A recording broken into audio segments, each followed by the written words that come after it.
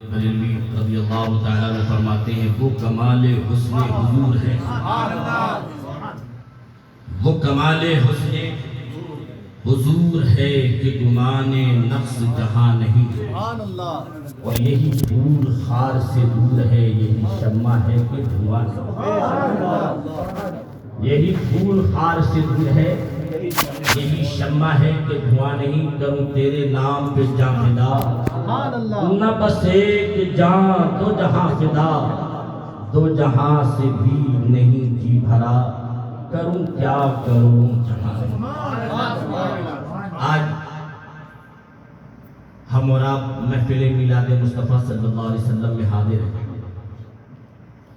میں کئی دن سے الحمدللہ اس پر تھوڑی تھوڑی روشنی ڈال رہا ہوں۔ اس محفل کو آپ جس انداز سے لوگے نا، اسی انداز سے آپ اور ہم ثواب کے مستحق ہیں،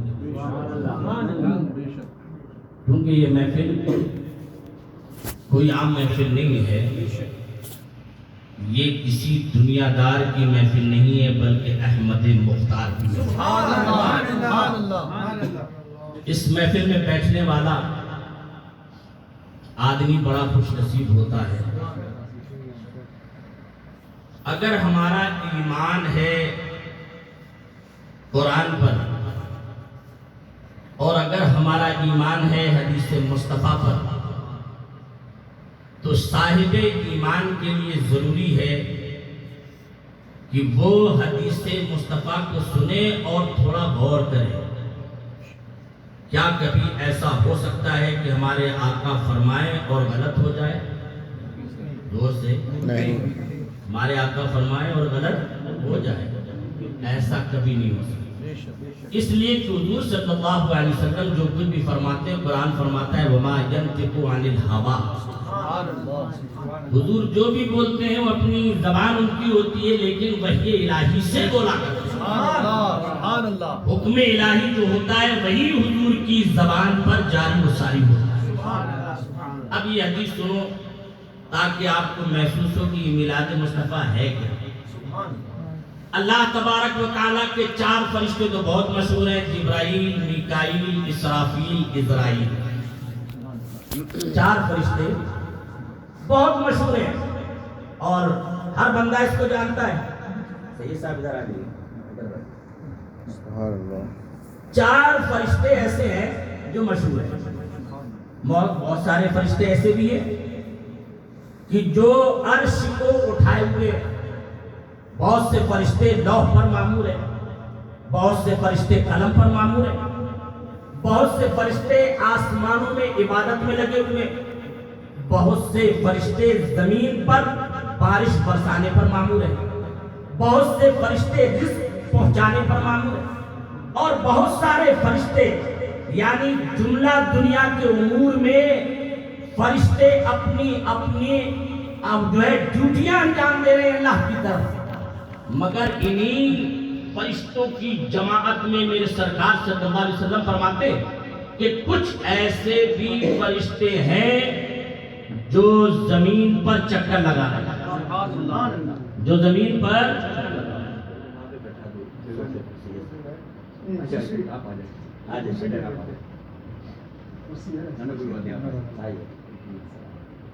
درود شریف پڑھی اللہم صلی علی سیدنا۔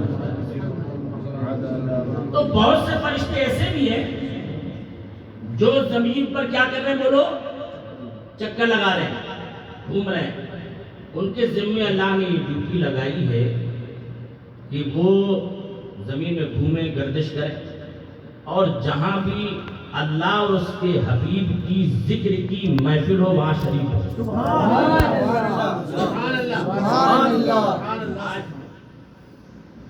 کنٹری آزاد ہو اس کا پروگرام بنایا جائے، اس کا جلسہ بنایا جائے، قوم فاتح ہو اس کا جشن منایا جائے، یعنی بہت سارے ایسے جلوس اور جلسے ہوتے ہیں، مگر ان جلسوں کا معیار الگ اور اس جشن مصطفیٰ کا معیار الگ۔ کیوں؟ اس لیے کہ اس پروگرام کو، اس جلسے کو رحمت عالم سے نسبت ہو گئی، پیارے آقا کے سے نسبت ہو گئی۔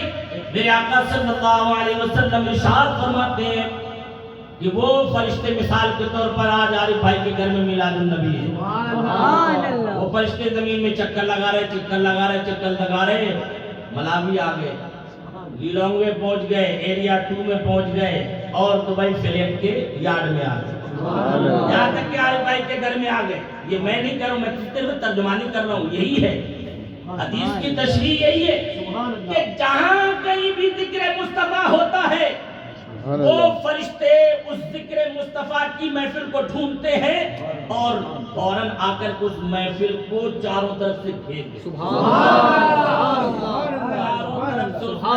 گھیر لیتے ہیں۔ جو فرشتے پیچھے رہ جاتے ہیں ان فرشتوں کو آواز دیتے ہیں کہ اے پیچھے رہنے والوں فرشتوں، سنو اللہ نے جو ڈیوٹی ہمیں لگائی ہے اور جو ذکر کی محفل میں پہنچنے کی اللہ نے ہماری ذمہ داری دی ہے وہ ہم نے محفل پا لی ہے، جلدی کرو، جلدی آؤ، جلدی آؤ۔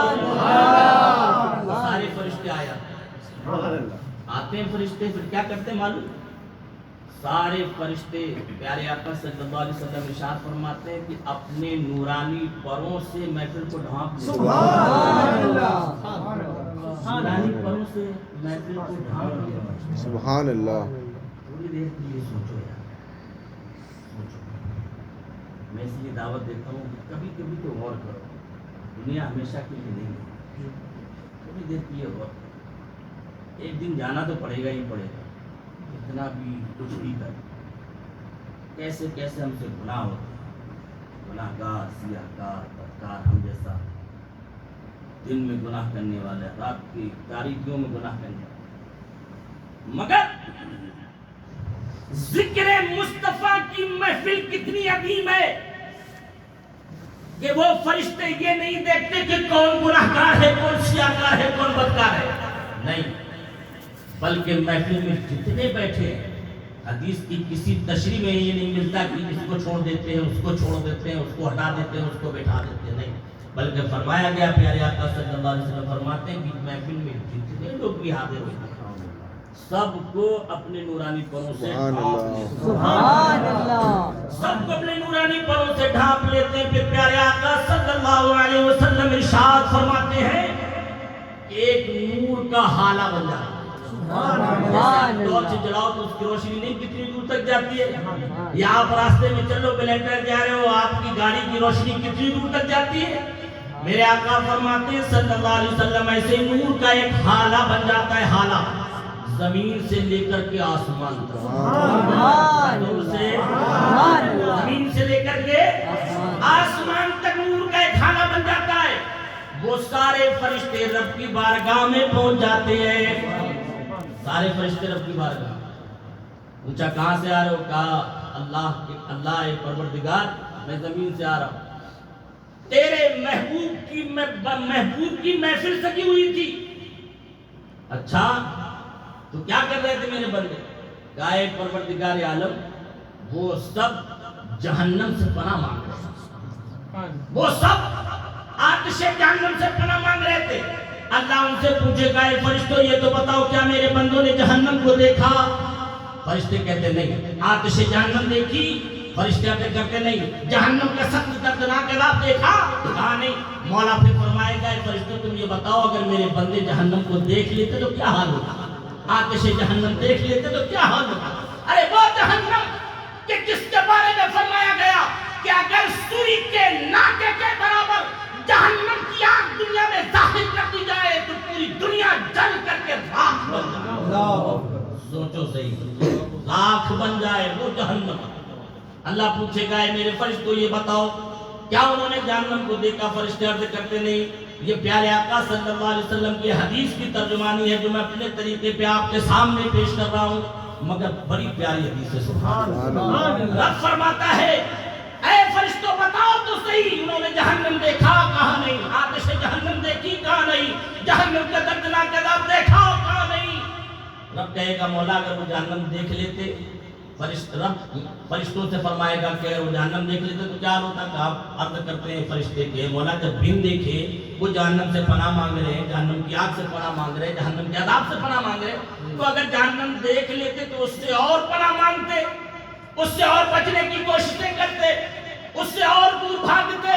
اللہ اس وقت پھر فرشتے عرض کرتے ہیں پروردگار عالم وہاں جتنے بھی محفل ذکر مصطفیٰ میں بیٹھے تھے سب جنت کی تمنا کر رہے تھے، دور سے اور دور سے سب جنت کی تمنا کر رہے تھے، سب جنت کے متمنی ہیں، سب جنت کی خواہش کر رہے ہیں، سب جنت کے طلبگار ہیں۔ رب فرمائے گئے فرشتوں جو جنت کے طلبگار ہیں کیا انہوں نے جنت دیکھی؟ فرشتے عرض کرتے نہیں۔ کیا جنت کے محلات دیکھے؟ فرشتے عرض کرتے نہیں۔ کیا جنت کی رانائی دیکھی؟ فرشتے عرض کرتے نہیں۔ پروردگار پوچھے گئے فرشتوں بتاؤ تو صحیح اگر میرے بندے جنت کو دیکھ لیتے تو ان کا عالم کیا ہوتا؟ تو فرشتے عرض کرتے پروردگار جب بغیر دیکھے وہ جنت کی تمنا کر رہے ہیں، اگر دیکھ لیتے تو جنت کی طرف اور بھی بڑھتے، اس کی اور بھی اور بھی اس کی تمنا کرتے۔ اللہ سمجھ، یہ میں نے آپ کو حدیث کی وہ تشریح سنائی، مگر اب آخر میں حدیث کا ٹکڑا سنو ایمان دارو اور اہمیت سمجھو کہ محفل میلاد مصطفیٰ کی اہمیت کیا ہے اور اس میں بیٹھنے والے کی برکت کیا ہے۔ وہ فرشتے عرض کرتے پروردگار عالم وہاں جتنے بھی بیٹھے تھے جنت سے دور بھاگنے کی کوششیں کر رہے تھے، جنت کی تمنا کر رہے تھے، اے پروردگار عالم وہاں یہ دعائیں کر رہے تھے رب کائنات کی رحمت جوش پر آتی ہے، ارشاد فرماتا ہے اے فرشتوں تم سب گواہ ہو جاؤ میرے محبوب کی محفل میں جتنے بھی آنے والے آئے، میرے محبوب کی محفل کی برکت کی بنیاد پر ان سب کے گناہوں کو معاف کر دیا، سب کے گناہوں کو معاف کر دیا۔ اللہ سمجھ، یہ ہے محفل میلاد، یہ ہے میلاد مصطفیٰ۔ میرے آقا صلی اللہ علیہ وسلم ارشاد فرماتے ہیں پھر فرشتے عرض کرتے ہیں پروردگار عالم اس میں فلاں بن فلاں تھا جو گھر سے نکلا مگر محفل میں آنے کا ارادہ نہیں تھا، راستے سے گزر رہا تھا، اچانک اس کے کانوں میں آواز آئی، وہ آ کر کے کھڑا ہو گیا، محفل میں بیٹھنے کا ارادہ نہیں تھا، گھر سے نکلا ارادہ نہیں تھا، راستے میں پہنچنا ارادہ نہیں تھا، مگر جس راستے سے گزر رہا ہے اس کے کانوں میں محفل ذکر مصطفیٰ کی آواز آئی، وہ آ کر کے کھڑا ہو گیا۔ رب کی رحمت پھر جوش پر آتی ہے اور میرا رب ارشاد فرماتا ہے اے فرشتوں میرے محبوب کی محفل اتنی بابرکت ہے کہ جو چلتا پھرتا گناہگار بھی میرے محبوب کی محفل میں کھڑا ہو جاتا ہے، میں اپنے محبوب کی محفل کی طفیل اس کے بھی گناہوں کو معاف کر دیتا ہوں۔ یہ حدیث سن لی آپ نے، اب بتاؤ میلاد مصطفیٰ جیسی محفل کہاں ملے؟ میلاد مصطفیٰ جیسی ابھی ظاہر ہے کہ ابھی ہم اور آپ یہاں نہیں ہوتے تو پتہ نہیں کہاں ہوتے، کہاں ہمارا وقت گزرتا، مگر یہاں کا ایک ایک لمحہ ایک ایک سیکنڈ، ارے آج ہم محسوس نہیں کر رہے مگر جن نگاہوں نے میلاد مصطفیٰ کی برکتیں دیکھی ان سے پوچھو، جنہوں نے محسوس کیا ان سے دیکھو۔ کون نہیں جانتا کہ سرکار غوث پاک رضی اللہ تعالیٰ عنہ منبر پر رونق افروز ہے اور جب تقریر فرما رہے ہیں اچانک حضرت علی بن حیتی رضی اللہ تعالیٰ عنہ کی آنکھیں بند ہو جاتی ہے، قسمت بیدار ہو جاتی ہے، قسمت بیدار ہوئی، سرکار غوث پاک رضی اللہ تعالیٰ عنہ منبر سے نیچے ہاتھ باندھ کر کھڑے ہو گئے، حضرت علی بن حیتی رضی اللہ تعالیٰ عنہ کی آنکھ کھلی دیکھ کر سرکار کھڑے فوراً کھڑے ہو گئے۔ بعض کے بعد لوگوں نے پوچھا اے قطب زمانہ، اے غوث الاغواث، اے فرد الافراد، کیا معاملہ ہے کہ آپ اچانک منبر سے نیچے تشریف لے آئے، کیا بات ہے؟ فرمایا علی بن حیتی رضی اللہ تعالیٰ عنہ سے پوچھا اے علی بن حیتی تمہاری آنکھ لگی تو تم نے کیا دیکھا؟ کہا میں نے جمال جہان مصطفیٰ دیکھا، پیارے آقا کا رخ روشن دیکھا، مصطفیٰ جان رحمت کی زیارت کی۔ لوگوں نے پوچھا حضور غوث پاک آپ کیوں کر آئے؟ فرمایا وہ علی بن حیدی تھے جو خواب میں سرکار کی زیارت کر رہے تھے، میں اپنے ماتھے کی آنکھوں کے سبحان اللہ. یہی واقعہ مجھے امام عشق و محبت سیدنا سرکار امام احمد رضا خان فاضل بریلوی رضی اللہ تعالیٰ عنہ کا یاد آیا. یہ ہے نائب غوث اعظم. سبحان اللہ. یہ ہے نائب غوث اعظم.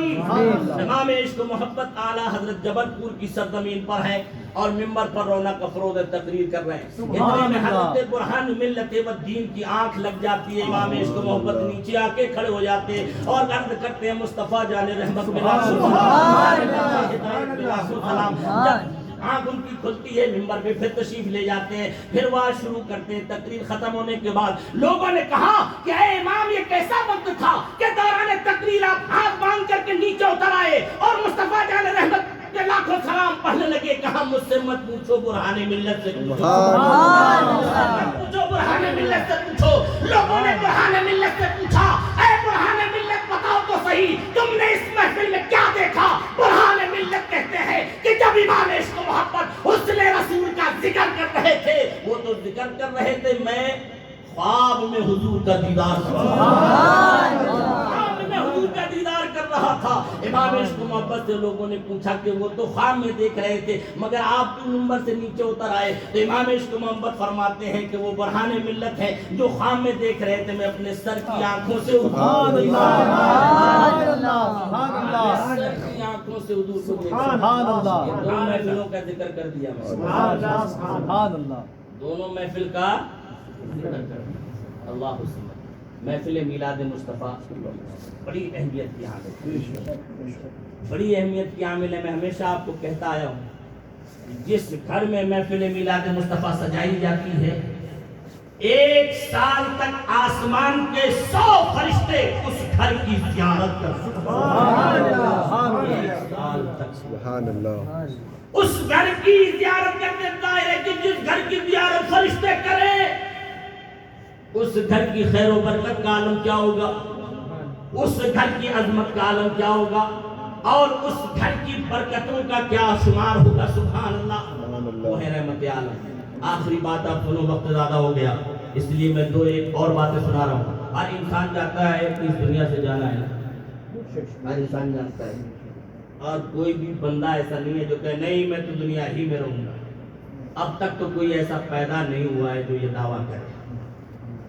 معلوم ہے کہ جب انسان کے بدن سے روح نکلتی ہے تو کتنی تکلیف ہوتی ہے، کیونکہ مردہ جب یہاں سے جاتا ہے نا تو اب مردے کو تم دفن کر کے چلے آتے ہیں. مردے پہ کیا بیت رہی ہے، جاگنے کے وقت کیا بیتی ہے، قبر میں کیا بیتی ہے، یہ ہمیں پتہ نہیں. اگر وہ آ کر کے بتا دیں تو حدیثوں میں آیا کہ ہماری ہنسی بند ہو جائے، ہماری ہنسی بند ہو جائے. مگر مفسرین فرماتے ہیں کہ جب بندہ مرتا ہے جاگنے کا وقت ہوتا ہے، جاگنے کا وقت ہوتا ہے جب روح نکالی جاتی ہے جسم سے، روح نکالی جاتی ہے تو غالباً حضرت عبداللہ ابن عباس رضی اللہ تعالی عنہما فرماتے ہیں کہ جب روح نکالی جاتی ہے تو بندے کو ایسی تکلیف محسوس ہوتی ہے جیسے زندہ بکری سے اس کی کھال کھینچی. یہ وقت سب پہ آنے والا ہے. ایسا نہیں ہے کہ صرف مولانا لوگوں کے لیے آئے گا، آپ کے لیے نہیں، سب پہ آنے والا ہے. ایسا ہے جیسے زندہ بکری کی کھال، زندہ بکری کی کھال کھینچو تو کیا تکلیف ہو. اپنی کھال کھنچوا کر کے دیکھو پتہ چل جائے کہ کیا حال ہوگا. جب بندے کی روح نکلتی ہے، روح بعض روایتوں میں ملتا ہے ایسی ہے تکلیف ہوتی ہے کہ جیسے 300 تلواریں اس کے جسم پر ماری گئی. ایک بندے کے جسم پر 300 تلواریں ماری جائیں تو بدن قیمہ بن جائے گا جناب، قیمہ بن جائے گا. تو جو تکلیف 300 تلوار پڑنے پر محسوس ہوتی ہے جب بندے کی روح نکلتی ہے تب وہ بندہ محسوس کرتا ہے. اللہ الصمد ہمارے آقا رحمت عالم صلی اللہ علیہ وسلم کو ایک بزرگ نے خواب میں دیکھا اور عرض کیا اللہ کے مقدس حبیب جب بندے کی روح نکلتی ہے تو یہ تکلیف ہوتی ہے، یہ تکلیف ہوتی ہے، یہ تکلیف ہوتی ہے، مگر آپ نے ارشاد کہ بندے کی جب مومن بندے کی روح نکلتی ہے تو اس کے بدن کو تکلیف محسوس نہیں ہوتی. ذرا زور سے اس کے بدن کو تکلیف محسوس نہیں ہوتی. یہ میری بات سمجھ میں نہیں آ رہی. کیسے؟ تو میرے آقا نے خواب میں انہیں ارشاد فرمایا کہ سورہ یوسف پڑھ لو. سورہ یوسف پڑھ لو.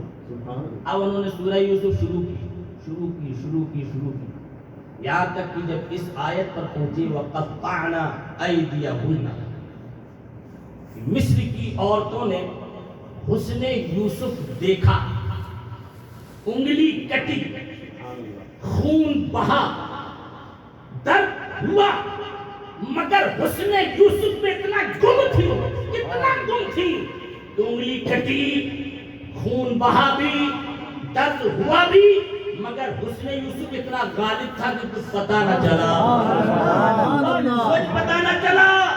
اللہ الصمد فرمایا پھر خواب میں سرکار کی زیارت ہوئی. یا رسول اللہ مجھے اپنی سمجھ میں نہیں آیا. کہا تمہیں اپنی سمجھ میں نہیں آیا؟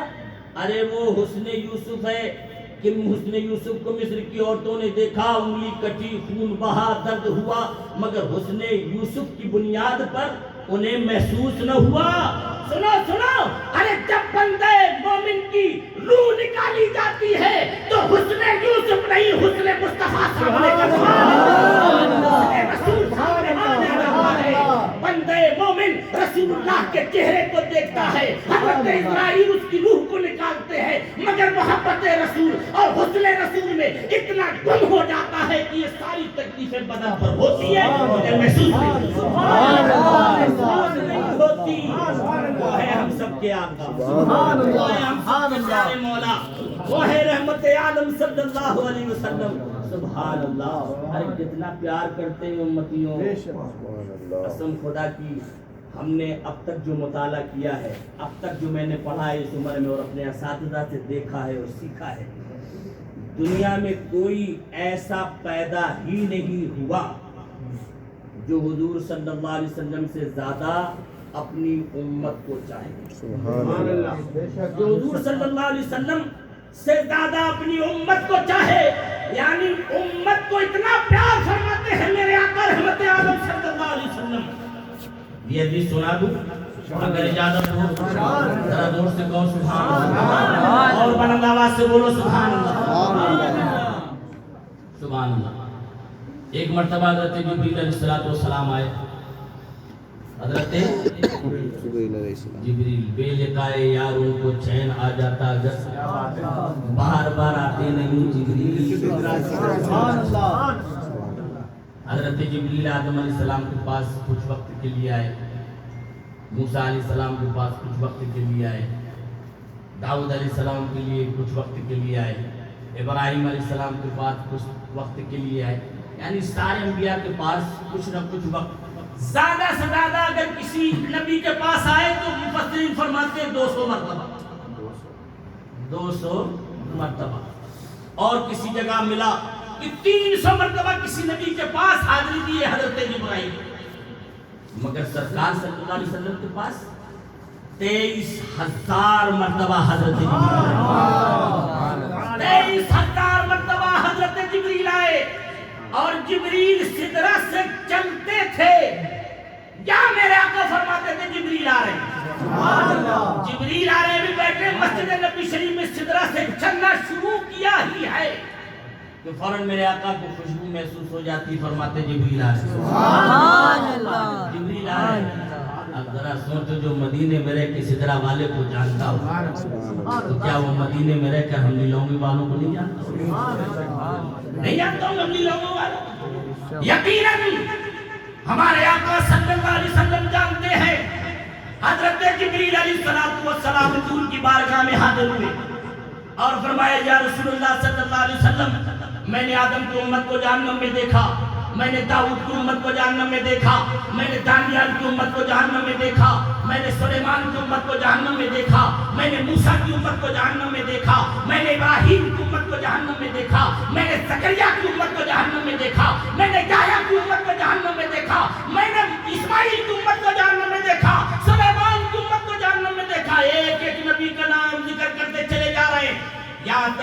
عیسیٰ علیہ السلام کا نام لیا، فرمایا اللہ کے مقدس حبیب میں نے عیسیٰ کی امت کو بھی جہنم میں دیکھا۔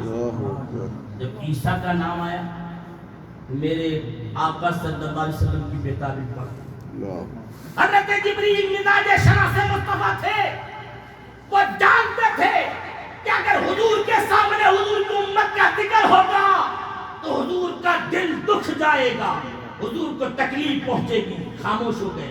مگر میرے آقا کی بے قراری پڑھ دی گئی۔ سنو یہ مثنوی شریف کی حدیث، اس کو نقل کیا مثنوی شریف اس حدیث کو۔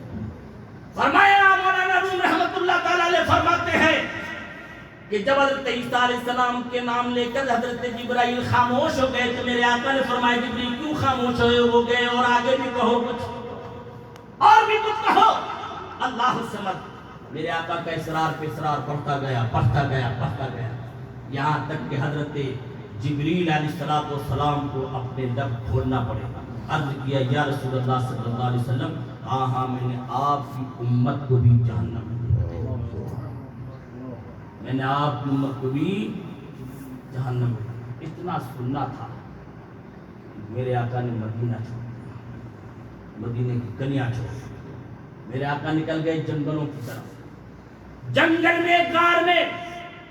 ارے وہ صحابہ سبحان اللہ کہ ایک ایک لمحہ سرکار کی زیارت سے مستفید ہو رہے، ایک ایک لمحہ سرکار کی زیارت سے مستفید ہو رہے۔ ایک دن گزر گیا، سرکار کو تلاش کر رہے چاروں طرف صحابہ کرام، مگر سرکار کا پتہ نہ چلا کہاں ہے میرے آقا صلی اللہ علیہ وسلم۔ ایک دن گزرا، 2 دن گزرا، 3 دن گزرا۔ ابھی حاجی شبیر سے آپ نے نعت سنی نا، کیا مہکتے ہیں مہکنے والے، بھو پہ چلتے ہیں بھٹکنے والے، بھو پہ چلتے ہیں بھٹکنے والے۔ ارے گزرے جس راہ سے وہ سجدے والا ہو کر، رہ گئی ساری زمین امبرے سارا ہو کر۔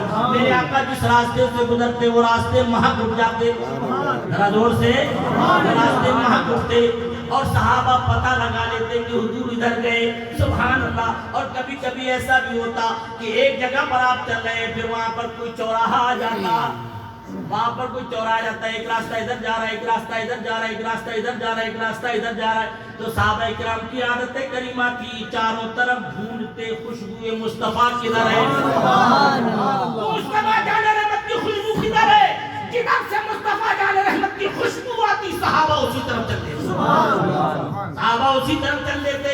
3 دن ہو گیا، پورے مدینہ کے لوگوں نے کھانا پینا چھوڑ دیا۔ عاشقان مصطفیٰ کی شان ہے، رسول اللہ کا دیدار نہیں ہوا، کھانا پینا چھوڑ دیا۔ صحابہ چاروں طرف بے قرار، جنگلوں کا رخ کر لیا صحابہ کرام نے، یہاں تک کہ حضرت مولانا روم رحمت اللہ تعالی علیہ فرماتے ہیں کہ جنگلوں کا جب رخ کیا تو ایک چرواہا ملا، اس سے پوچھا ہے چرواہے کیا تو ہمارے آقا کو پہچانتا ہے، کیا تو نبی معظم کو پہچانتا ہے، کیا تو سید عالم کو جانتا ہے؟ وہ کافر تھا، اس نے کہا میں تو کچھ بھی نہیں جانتا، کون محمد ہے میں کچھ نہیں جانتا، کون تمہارا نبی ہے میں کچھ نہیں جانتا، کون تمہارا رسول ہے میں کچھ نہیں جانتا۔ کہا اگر کچھ پتا ہو تو بتا دے، کہا مجھے کچھ بھی پتا نہیں، ہاں اتنا ضرور ہے کہ یہاں سے قریب میں غار ہے، وہاں نہ جانے کوئی ایسے درد بھرے انداز میں رو رہا ہے کہ جس کی آواز سے 3 دن سے میری بکریوں نے کھانا پینا چھوڑ دیا ہے۔ اللہ حضرت مولانا رحمت اللہ تعالی علیہ فرماتے ہیں کہ جیسے اس نے یہ بات کہی فوراً ہم سمجھ گئے ہو نہ ہو یہ کوئی اور نہیں ہو سکتا ہے، پیارے آقا ہی ہو سکتے ہیں، یہ کوئی اور نہیں رحمت عالم ہی ہو سکتے ہیں، نور مجسم ہی ہو سکتے ہیں۔ صحابہ اس کے اشارہ دیتے ہوئے دوڑ پڑے اس غار کی طرف، جب دیکھا تو میرے آقا سجدے میں سر رکھے ہوئے ہیں اور دعا کر رہے ہیں اللہم رب حبلی امتی، اللہم رب حبلی امتی، اللہم رب حبلی امتی۔ یہاں تک کہ مفسرین فرماتے میرے آقا صلی اللہ علیہ وسلم اتنا روئے کہ آپ کے رخسار مبارک پر گڈھے پڑ گئے، آپ کے آنسو مبارک تب جو ہے دامن مبارک پر گرے، پورا دامن بھیگ گیا، یہاں تک کہ آپ سجدہ کر رہے تھے وہ جگہ بھی آپ کی آنسوؤں سے تر ہو گئی۔ حضرت ابو بکر صدیق یا رسول اللہ سجدے سے سر اٹھاؤ، نہیں اٹھایا۔ فاروق اعظم یا رسول اللہ سجدے سے سر اٹھاؤ، نہیں اٹھائے۔ عثمان غنی آیا یا رسول اللہ سجدے سے سر اٹھاؤ نہیں اٹھائے، مولا علی آیا یا رسول اللہ سجدے سے سر اٹھاؤ نہیں اٹھائے، بڑے بڑے جلیل القدر صحابہ آئے، اے اللہ کے مقدس حبیب سجدے سے سر اٹھاؤ، دیکھو تو صحیح مدینے والوں کا حال کیا ہو گیا ہے۔ ارے مدینے کے انسان تو انسان ہے، جانوروں نے بھی کھانا چھوڑ دیا، انسان تو انسان ہے، یا رسول اللہ کرم کرے رحم کرے، مگر میرے آقا سجدے سے سر نہیں اٹھا۔ لوگوں نے مشورہ کیا کہ اب ایک ہی راستہ ہے، اور وہ راستہ یہ ہے کہ چلو سب فاطمہ الزہرا خاتون جنت کے پاس رضی اللہ تعالیٰ عنہ، اپنے باپ اپنے خاتون جنت کے پاس چلو، ان سے گزارش کریں گے، اور جب وہ آ کر کے اپنے بابا سے درخواست کریں گے تو ہمیں یقین ہے کہ خاتون جنت کی بات کو رحمت عالم مسترد نہیں فرمائیں گے، بلکہ خاتون جنت کی بات پر ہم جانثاروں کو چہرے و دہا دکھا کر پھر سے سیرا فرمائیں گے۔ سبحان حضرت فاطمہ الزہرا کو لایا گیا، حضرت فاطمہ عرض کر رہی بابا جان سجدے سے سر اٹھاؤ، بابا جان سجدے سے سر اٹھاؤ، بابا جان سجدے سے سر اٹھاؤ، دیکھو یہ حسن ہے، دیکھو یہ حسین ہے، پورا مدینے میں قرآن مچا ہوا، سجدے سے سر اٹھاؤ۔ میرے آقا سجدے سے سر نہیں اٹھا رہے۔ مؤرخین فرماتے ہیں کہ حضرت فاطمہ الزہرا رضی اللہ تعالیٰ عنہ کے منہ سے یہ بات نکلی، اے بابا جان اگر آپ سجدے سے سر نہیں اٹھاؤ گے تو میں قیامت آنے سے پہلے قیامت بلا دوں گی۔ اللہ الصمد، میرے آقا نے سجدے سے سر اٹھایا اور فرمایا لخت جگر اگر تم یہ نہ کہتی جب تک میری امت کا ایک ایک فرد ایک ایک گناہگار اللہ بخش نہ دیتا تب تک میں سجدے سے سر نہیں اٹھاتا، تب تک میں سجدے سے سر نہیں اٹھاتا۔ اللہ الصمد، ذرا اس واقعے سے سوچو تو صحیح، امت سے اتنا پیار کرنے والا، امت سے اتنی محبت کرنے والا، امت کی دلجوئی اتنی کرنے والا، امت کی کے غم میں اس قدر رونے والا، ارے یہ ہماری قسمت ہے کہ ہم احمد مختار کی امت میں ہیں، یہ ہماری قسمتیں ہیں کہ ہم رسول اللہ کی امت میں ہیں۔ ورنہ آپ سوچو حضرت موسیٰ علیہ السلام بھی اس امت کی دعا کر رہے تھے، اللہ مجھے اس امت میں پیدا کر، سبحان اللہ، اس امت کی دعا کر رہے ہیں کہ اللہ تو ہمیں اپنے محبوب کی امتی بنا دے۔ سبحان اللہ۔ اس لیے اے میرے ملت کے نوجوانوں، پیارے آقا نے ہمیں پیدائش پہ بھی یاد کیا، معراج کی رات میں بھی یاد فرمایا، سبحان اللہ، اور معراج کی رات میں یہ بھی غاروں میں چھپ چھپ کر بھی میرے آقا نے امت کو یاد کیا، پوری رات ایک ایک سجدے میں گزار کر کے اپنی امت کو یاد کیا، اور آخری وقت جب دنیا سے تشریف لے جا رہے ہیں تب بھی میری اپنی امت کو یاد کرتے ہوئے جا رہے ہیں۔ میرے آقا صلی اللہ علیہ وسلم، تو ذرا سوچو کہ ایسا پیارا محبوب اللہ نے ہمیں دیا جو پیدا ہونے سے لے کر اس دنیا سے جانے تک ہمیشہ اپنی امت کو یاد کرے، تو کیا امت کا یہ حق نہیں بنتا کہ جب اس کی پیدائش کا وقت آئے، جب اس کی ولادت کا وقت آئے، جب اس کی میلاد کا وقت آئے، تو امت کو یہ حق نہیں ہے کہ اس کی میلاد میں خوشیاں کرے، اس کی میلاد میں چڑھاوا کرے، اس کی میلاد کی خوشی کی آمد کا ذکر کرے، چرچا کرے؟ قسم خدا کی تمہارا یہ ایک لمحہ میلاد مصطفیٰ کا آج بھی فائدہ دے گا، قبر میں بھی فائدہ دے گا، اور انشاءاللہ یہ ایک لمحہ حشر میں بھی ہمارے کام آئے گا، حشر میں بھی ہمارے کام آئے گا۔ اس پر میں گفتگو کروں گا انشاءاللہ کل۔ آپ سے گزارش ہے کہ کثیر تعداد میں شرکت فرمائیں۔ ایک مرتبہ میں پھر محترم عارف بھائی کو مبارکبادی پیش کر رہا ہوں، انہوں نے اپنے گھر میں میلاد النبی کا یہ جشن منایا۔ اللہ تبارک و تعالی اس کی برکتوں سے انہیں دارین میں خوب خوب نعمتیں اور برکتیں عطا فرمائے۔ وآخر دعوانا الحمدللہ رب العالمین۔ السلام علیکم ورحمۃ اللہ۔